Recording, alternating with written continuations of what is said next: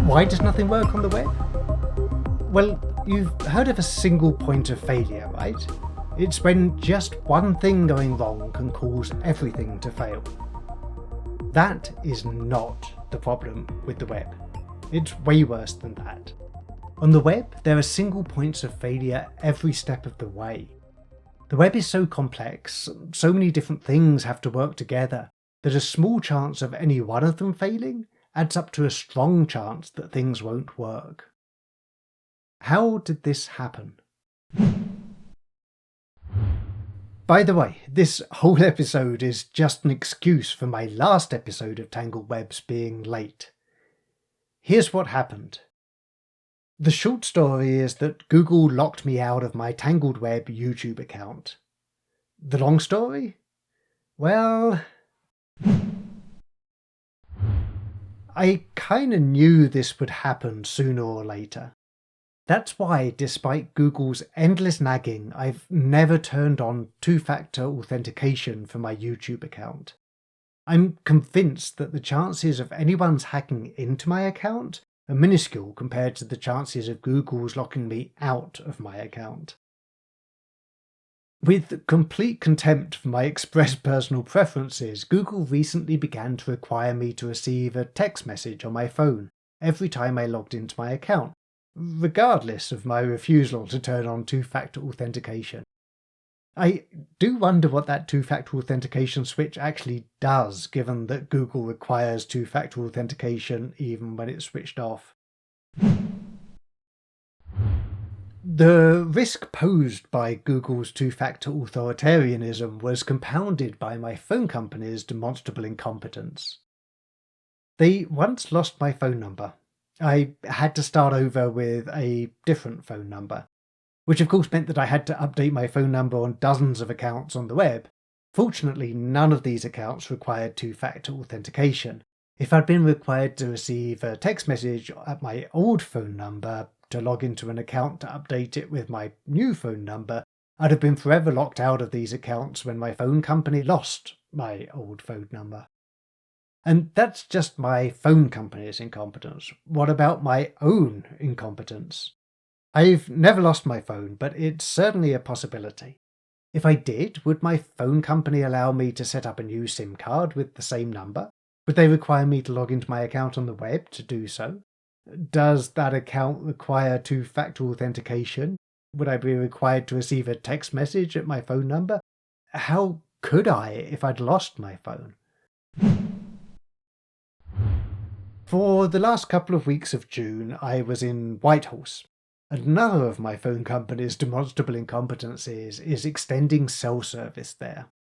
Admittedly, Whitehorse is a small city in the Yukon in the north of Canada. But it's not that remote. It's the capital of the Yukon. Tens of thousands of people live in the city. Still, for the duration of my visit to Whitehorse, in place of the signal strength bars, my phone obstinately displayed the words, "No service." You can probably guess what happened next. Of course, when I opened my computer from an IP address in the Yukon, Google immediately logged me out of all of my accounts. Of course, when I tried to log back in again, Google refused to accept my rather strong password as proof that I am who I say I am, and insisted on sending me a text message to verify. Of course, my phone continued to display the words, "No service." A map helpfully provided by my phone company on the web confirmed that they wouldn't be offering service anywhere within 500 miles. So despite my having an episode recorded, edited and ready to upload, despite Whitehorse's fine internet infrastructure, I couldn't release an episode of Tangled Web on YouTube for as long as I was in the Yukon. This is not a one-off. If you use the web, and I assume if you're listening to this that you do use the web, you'll have noticed this kind of thing happening ever more often. Sometimes it seems that nothing works on the web. Whether it's checking your bank balance, filing your taxes, applying for insurance, cancelling a subscription, or uploading an episode of Tangled Web, there's too often some obstacle or other that's insurmountable without 3 hours on the phone with technical support. Every single thing on the web seems to work with some consistency, but most sequences of things seem to fail with infuriating consistency. Here's what I think is happening. As the web has become more complex, it has become more fragmented. Nothing you do on the web involves a single service. Everything you do involves many services stitched together. Even within a single organization such as Google, even within a single product such as YouTube, innumerable fragments of software must work together for anything to work at all. Each of these fragments of software is thoroughly tested on its own. All of these fragments of software together? Well, tested for sure, but not so thoroughly. Each of these fragments of software can, on its own, fail in dozens of different ways. All of these fragments of software together? Well, if there were only 2 fragments of software, there'd be dozens of different ways they could fail. Even if there were only 3 fragments of software, there'd be dozens of different ways. Innumerable fragments of software can fail in an uncountably large number of ways. And that's before you even consider other products from other organizations. Okay, I'm going to tell you a story, bear with me here. The last cassette tape I ever bought was the album Discography by the Pet Shop Boys. And no, I'm not ashamed to admit it. The cassette didn't work. It was a long album, and there was a lot of tape in the cassette, and a lot of friction to overcome to wind the tape past the playhead. The motors in my cassette player lacked the power to wind the tape at the requisite speed, so the pitch fluctuated between a little too low and a lot too low. This made the album sound less like music, more like an extended moan. The cassette was cheaply made of poorly moulded plastic.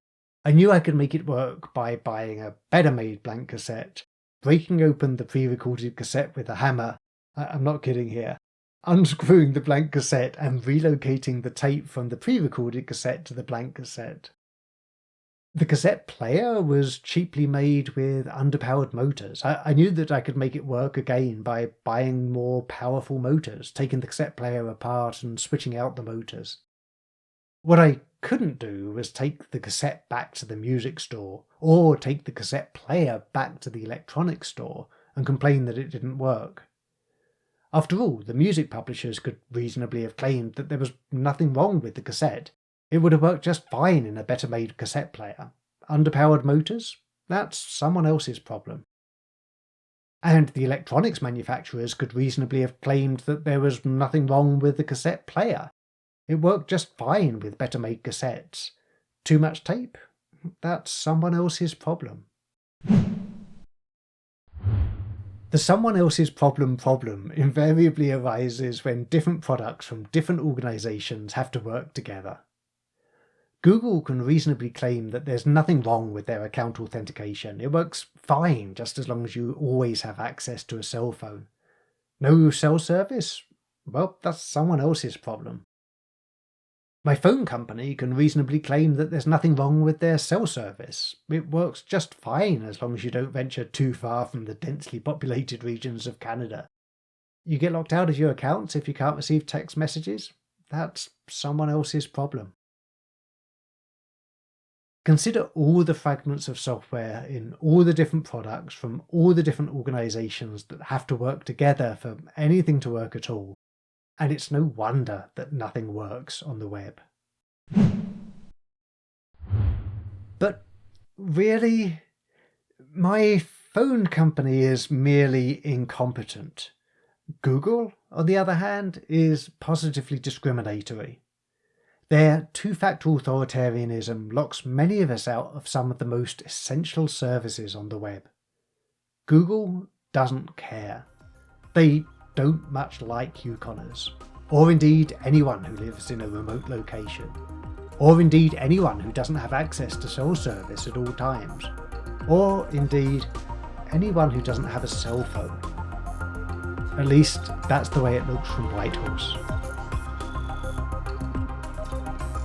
Thanks for listening to Tangled Web. Join me for fresh insights into the future of the web every other week. Subscribe to the free newsletter, podcast or YouTube channel at tangledweb.media. Remember, the web has only just begun.